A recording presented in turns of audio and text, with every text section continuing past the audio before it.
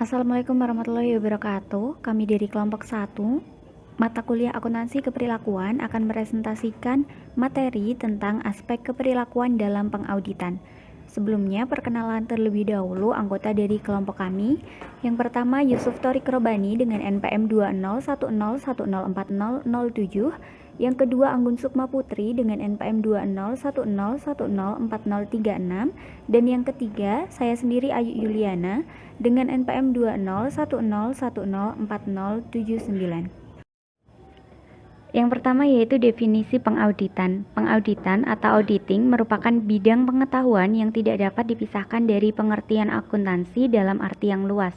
Sebagaimana telah didefinisikan oleh The American Accounting Association, bahwa pengauditan adalah suatu proses sistematis untuk mendapatkan dan mengevaluasi bukti yang berhubungan dengan asersi tentang tindakan dan kejadian ekonomi secara objektif untuk menentukan tingkat kesesuaian antara asersi tersebut dengan kriteria yang telah diterapkan dan mengkomunikasikan hasilnya dengan pihak yang berkepentingan. Kemudian menurut Arendt et al. Tahun 2010, pihak yang melakukan auditing adalah pihak yang mampu dan independen atau auditor independen. Dengan demikian dapat disimpulkan bahwa pengauditan merupakan proses yang dilakukan secara kritis dan sistematis oleh pihak yang independen terhadap laporan keuangan yang telah disusun oleh manajemen dengan tujuan untuk memberikan pendapat mengenai kewajaran laporan keuangan tersebut. Struktur akuntansi dan lingkup pengauditan. Struktur akuntansi dapat dijadikan sarana untuk menjelaskan mengenai hubungan antara pelaporan keuangan dan pengauditan, kedudukan laporan keuangan dan laporan audit, serta PABU sebagai pedoman. Umumnya, pengauditan dikelompokkan menjadi 3 golongan, yaitu audit laporan keuangan, audit kesesuaian, dan audit operasional. Struktur akuntansi menjelaskan bahwa laporan keuangan memiliki asumsi yaitu suatu unit usaha berkedudukan terpisah dari pemiliknya sehingga menimbulkan suatu pertanggungjawaban dalam bentuk laporan keuangan. Selanjutnya, auditor memiliki tugas dan tanggung jawab yang harus dilaksanakan secara profesional dan didasarkan pada ketentuan GAAP. Untuk selanjutnya yaitu proses pengauditan dan peran auditor.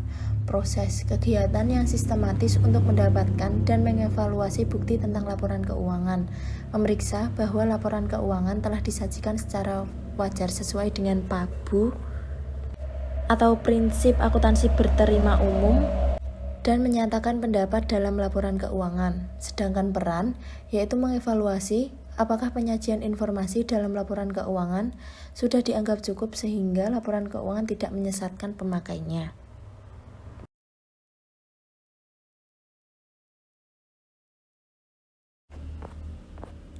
Laporan audit standar, 4 komponen penting yang mempengaruhi pemilihan bentuk dan format laporan audit.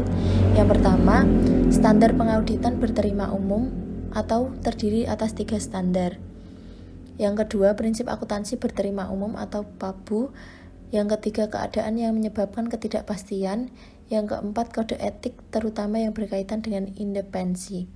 Laporan keuangan dinyatakan wajar apabila pengertian, pengukuran, penilaian, pengakuan, dan penyajian atau pengungkapan elemen laporan keuangan mengikuti pedoman yang ada kerangka kerja PABU.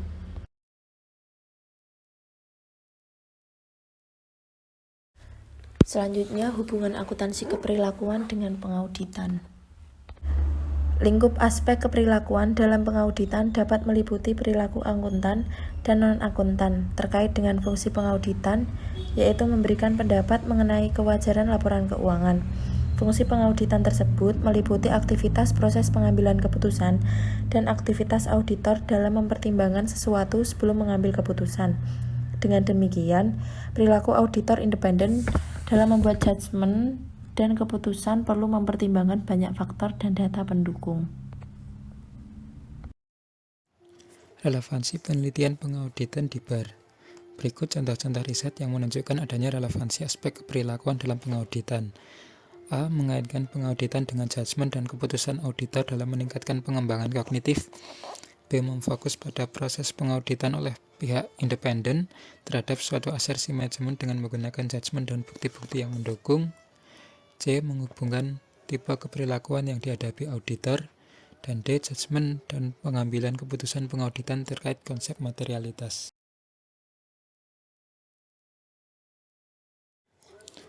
E. Judgement dan pengambilan keputusan pengauditan terkait dengan strategi pengauditan. F. Judgement dan pengambilan keputusan pengauditan terkait dengan evaluasi hasil-hasil pengauditan. Dan G. Kecerdasan emosi auditor.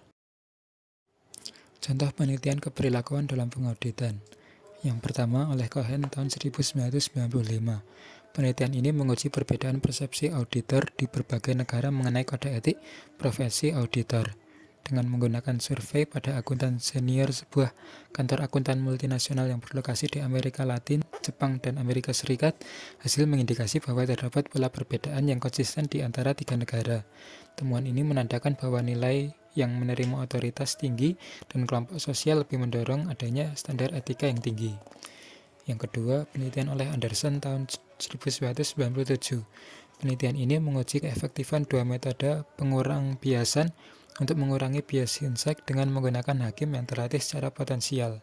Dengan menggunakan pendekatan eksperimen, hasil penelitian mengindikasi bahwa evaluasi keputusan hakim yang disajikan dalam hasil alternatif tidak berbeda dengan keputusan hakim yang disajikan dalam treatment bad news. Temuan selanjutnya menjelaskan bahwa stakeholder alternatif secara signifikan lebih tinggi dibandingkan treatment bad news. Implikasi utama dari penelitian ini adalah berkaitan dengan bagaimana mengurangi kewajiban hukum auditor dengan menfokus pada upaya edukasi publik dan memperluas tanggung jawab auditor. Penelitian yang ketiga oleh Lowe dan Raker tahun 2000. Penelitian ini mengangkat isu mengenai usaha mengurangi expectation gap dengan cara mengurangi gap antara perspektif Hinsek dan Forsyth auditor. Dengan menggunakan pendekatan eksperimen dan berpartisipan auditor senior dari salah satu KAP Big Five, hasil penelitian menunjukkan bahwa strategi Forsyth plus single outcome sebagai decision aid sangat efektif dalam mengurangi Hinsek effect. Temuan studi ini memiliki kontribusi praktik bagi profesi akuntan dengan menunjukkan pentingnya strategi Forsyth dengan implementasi decision aids. Yang penelitian keempat oleh Fisher tahun 2001. Penelitian ini bertujuan untuk menguji hubungan antara 2 elemen stres peran dengan luaran auditor eksternal, yaitu kinerja tugas dan kepuasan, serta menguji pengaruh moderasi dari variabel perilaku tipe A. Dengan menggunakan survei kuesioner pada auditor dari kantor akuntan publik Big Six dari New Zealand, hasil penelitian menunjukkan bahwa ambiguitas dan konflik peran berpengaruh negatif terhadap kinerja dan kepuasan kerja auditor. Lebih lanjut, temuan studi mengindikasi bahwa tidak ada interaksi yang signifikan antara ambiguitas peran dan konflik peran dengan perilaku tipe A. Penelitian kelima oleh Kados tahun 2003. Penelitian ini menguji apakah persyaratan auditor untuk mengidentifikasi metode akuntansi kualitas tinggi secara aktual dapat mengurangi objektivitasnya dengan kecenderungan mendukung metode akuntansi yang lebih disukai klien. Hasil penelitian menunjukkan bahwa interaksi penilaian kualitas dan komitmen tujuan berpengaruh signifikan terhadap penerimaan metode yang disukai klien. Lebih lanjut, dijelaskan bahwa pengaruh komitmen tujuan terhadap rating tingkat klien metode yang disukai klien secara statistik signifikan ketika dilakukan penilaian kualitas. Penelitian ke-6 oleh Dicoli tahun 2004. Penelitian ini menguji dampak tipe kontrak kompensasi karyawan klien terhadap judgement perencanaan audit oleh auditor eksternal. Hasil eksperimen menunjukkan bahwa auditor menilai klien dengan kontrak kompensasi yang memasukkan bonus berbasis kinerja keuangan lebih beresiko, mempunyai pengendalian internal yang lebih lemah, dan level prosedur substantif yang lebih besar dibanding dengan klien dengan kontrak kompensasi terdiri atas gaji saja.